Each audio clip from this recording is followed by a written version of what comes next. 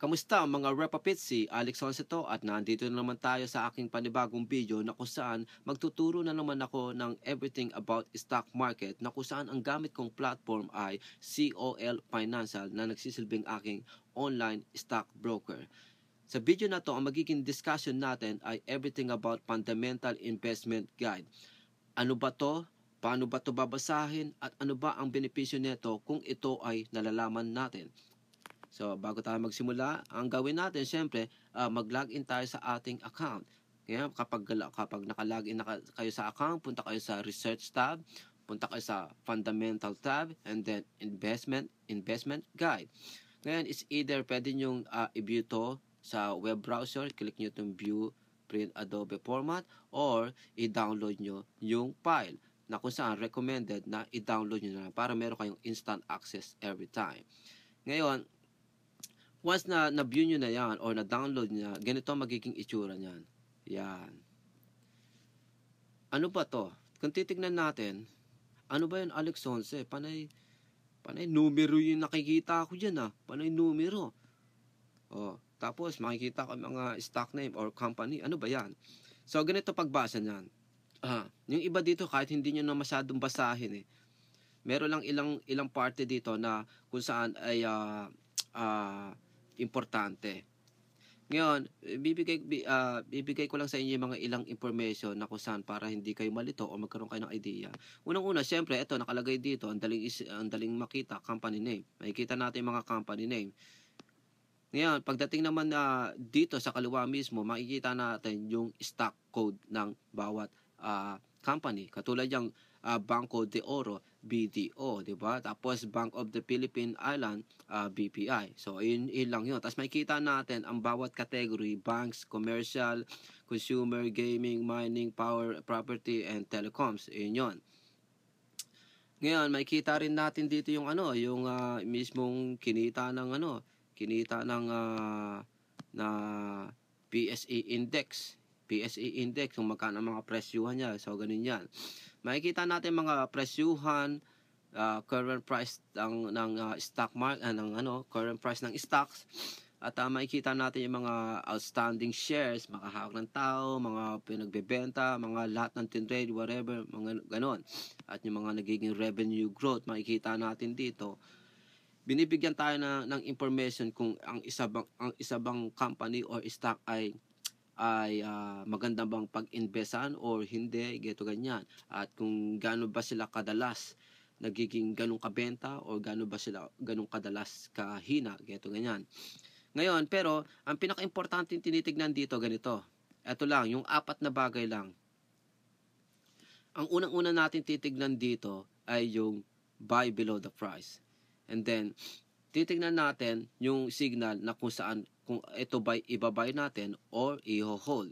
Kapag sinabing buy, bilhin mo yung stock. Kapag sinabi mo ng hold, ang ibig sabihin nito, meron ka ng existing stock na hawak na kinakailangan i-hold mo, wag mong ibebenta. Yun. Ngayon, date of update, ibig sabihin nitong date of update, etong sinasabi na keso ganito, i-buy mo at ganito ang below the price, ayan, 102. Yung pricing na yan ay yung ganitong panahon na nangyari. Sa ganitong panahon na nangyari or sinasabi na mag-buy ka. Diba? Yun ang ibig sabihin nun. Ngayon makikita natin pa iba-iba ang dates. Ang dating kasi niyan, katulad nito, buy, yung bandang May, kinakailangan bilhin mo tong stock na to, na kung saan yung stock na to ay yung East West Banking Corporation. Ngayon, i-buy natin to. Yan. Tapos yung sa unahan, BDO na kung saan sinasabi, buy. Diba? Ngayon, ganito ibig sabihin nito Ganito ang magiging technique kung paano ginagamit tong fundamental investment guide. Ang unang-una titingnan, yung buy below the price. Makikita natin 102. Pero ang current market price ng BDO ay 103. Kung isipin mo, ba't sinasabing buy below the price? Ang ibig sabihin nun, bilihin mo itong stock na to na BDO na mas mababa pa sa 102. Pero makikita natin dito, 103 nakalagay, and then nakalagay, sinasabi, binibigyan tayo ng signal ng COL na bumili daw tayo.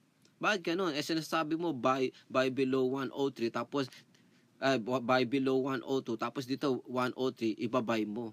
Bakit ganun? Ay dahil sa ang magiging maximum pricing ng BDO later on ay ito, yan, yung COLFB, na kung saan hindi ko masyado maintindihan or nakalimutan ko na yata ibig sabihin ng FB. Pero ibig sabihin yan, yan ang magsisilbing maximum price ng BDO. Kaya kahit 102 dito, yung buy below the price, tapos 103 dito, ibabay mo pa rin. Dahil nga, nasa 118 ang pinaka-maximum na magiging presyuhan yan later on. 118 per share instead of 103. Pwede mong bilhin 103, 104, 105, wag ka lang aabot ng 118 per share, di ba? Nasa ganun kumita ka nga. Kunyari, nabili mo ng 105, tapos biglang naging 100, 117 o 118. Magkano kita mo ngayon doon, di ba? Di halos ang kita mo ay nasa 15 peso kada isang share. Kung meron kang 1,000 share, i-times mo yung 15 peso sa 1,000, di ganun kalaki yung magiging pera mo. So, ganun ibig sabihin nun. Kung ito masyadong, ang below price ay 102, tapos ang current price ay like 115, geto ganyan, wag mong bibilin. Kailangan bili mo sa mas mababang presyo yung BDO. Pero sa ganitong prices, o sa ganitong price, 103, hindi masama. Kahit na sinasabi na buy below 103, 102, hindi masama yung 103. Huwag ka lang tataas pa sa 103 na yan. So, yun ang ibig sabihin nun. Kung ano nakalagay dito na buy below the price, dapat bili mo is either katulad yung 102 or mas mababa sa 102 para mas ma-maximize mo ang iyong profits. Tapos, ito namang hold. Ang ibig sabihin na itong hold, yun nga, kung meron kang existing na stock na hawak, wag mo munang ibebenta. At yung signal na yun, sinabi or binigay sa atin yung July 14. So, anong panahon to na-release? August 13. 1 month na ang ibig sabihin, i-hold mo pa rin. So, lumalabas na 1 month na lumipas, kinakailangan i-hold mo pa rin to. And then later on, may kita mo na kung ito kinakailangan mong i-sold. Kasi isipin natin, ang buy below the price ay 86 pesos lang. Pero ang current market price ay 92 and 50 cents. Di ba? Ang mahal, so hindi ka bibili ngayon. Kung halimbawa ikaw ay bibili ng stock, huwag mong bibiliin to. Etong nakalagay na hold, ibig sabihin yan, yung mga taong nakabili na. Pero kung ikaw hindi pa nakakabili na itong stock na to, na kung saan na BPI, nakalagay dito, hold. Ibig sabihin, pag sinabing hold naman, para sa iyo na wala ka pang stock, ibig sabihin nun, don't buy. Kasi makikita nga natin ay ang below the price ay 86 pesos. Ibig sabihin yan, bili mo ng either 86 pesos per share or mas mababa pa sa 86 pesos per share. Makikita natin, buy below the price 86 pero ang current market value price ay 92 pesos and 50 cents. So ibig sabihin, huwag kang bibili. Sa mga mayroon namang stocks ng BPI, ang sabi, i-hold mo lang dahil pwedeng tumaas ang presyo niyan. Kasi may kita natin yung sinasabi dito, COLFP, na kung saan ang magsisilbing maximum pricing ng BPI na per share ay 100 peso. So, kinakailangan i-hold mo para hintayin natin tumaas yung presyo ng all the way to 100 and then saka mo ibenta. Ganun yun. Ganun ibig sabihin yun. So, sana may nuggets kayo sa sinabi ko dito, sa tinuro ko. At ginagamit itong investment guide upang tayo'y makapag-invest ng maayos sa pinaka-smartest way, at lalo na kung tayo ay daily trader, mas malalaman natin kung kailan ba tayo bibili ng stock, kung ito ba'y mahal, kung ito ba'y mura, kung ito ba'y buy below the price or whatever, di ba? So, kumbaga mas magiging ganung katalino ang ating pag-i-invest, magiging ganung katalino tayo sa ating pag-buy and sell ng ating mga stocks everyday kung tayo ay stock trader, di ba? Ngayon, meron pang ilang other things na dapat gamitin upang tayo ay maging ganun ka-smart. Tulad na lang netong technical guide or technical analysis, parang dito ganyan. Pinapakita dito yung trend mode na keso kailangan bumili ka nito dahil tumataas ang presyo. Ayan, yung sinasabi dito. Tumataas ang presyo, bili mo tong stock na to. Tapos, excuse me. Meron pa sinasabi dito, hold. Meron naman sinasabi dito, ibenta natin. Meron naman sinasabi dito, sell into strength, na kung saan ibenta mo kung hanggat kaya mo, hanggat medyo malakas pa yung ano na yun, ibenta mo kung sakaling lumalakas ang bentahan. Tapos meron naman dito sinasabi, take profits. Ibig sabihin nyo, kung halimbawang kung halimbawa alam mo may kinita na, i-take mo na yung profits, wag ka nang maghintay na tumaas pa lalo. Basta take ka lang ng take, i-buy and sell mo yung whatever stock na meron tayo. Yun ang ibig sabihin niyan. Ngayon, makikita natin ang trend mode, ang kada isang stock, ang sabi dito, ito stock, di ba? Ayan, yung pangalan ng stock. Ang sabi dito, down. Ibig sabihin niyan, kapag down ay hindi maganda ang presyo. So gagawin mo, ibebenta mo, 'di ba? Recommendation, ibebenta mo na yung bumababa mong stocks. Tapos meron naman dito yung trend mode niya ay up. Ibig sabihin noon, wag mong ibebenta dahil tumataas yung presyo ng hawak mong stocks. So ganun 'yon. Tapos yung sell into strength, kung matsyempohan mo may nagba-buy and sell netong mga stocks na ganito, ay bumenta ka kung magagawa mo o may chance ka. Kung may chance ka, ibenta mo, 'di ba? Wag mo nang i-hold whatever yung ano mo, ibenta mo para bumalik ang kapital mo at kumita ka kahit papaano. 'Yun ang ibig sabihin noon. Ngayon, isa sa mga number 1 na kinakailangan din natin malaman bukod sa may investment guide tsaka itong technical guide, ito pa, kinakailangan nating malaman yung chart board na kung saan malalaman natin kung saan patungo ang isang stock. Katulad nito, Picor, Petrom, na gas to Petrom. Makikita natin dito magkano ang presyuhan, 10 peso, tapos bumababa, tumataas, tapos bumababa hanggang bumababa ng 8 peso, ganyan.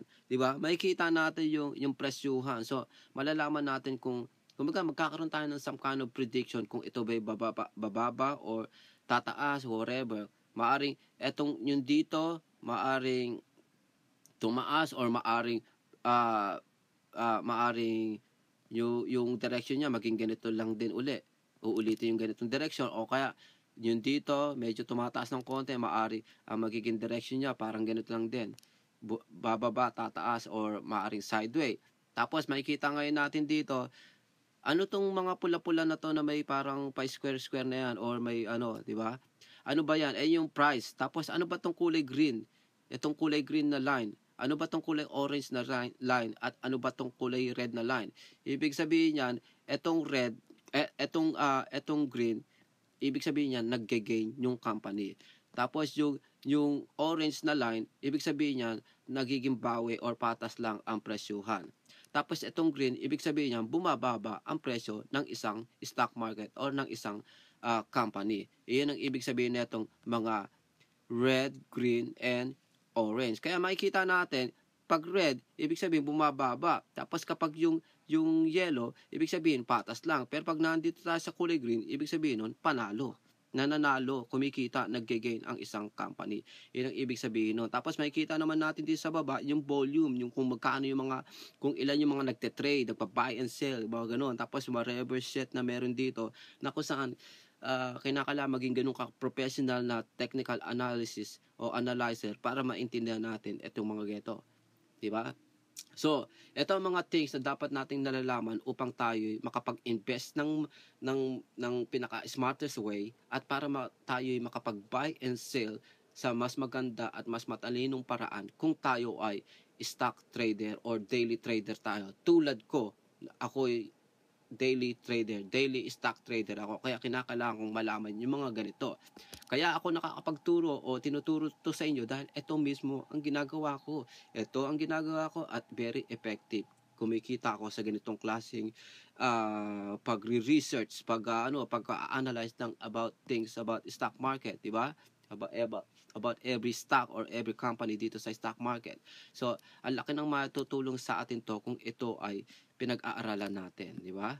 So, makikita natin pati to, kinakailangan maintindihan natin itong investment guide na to.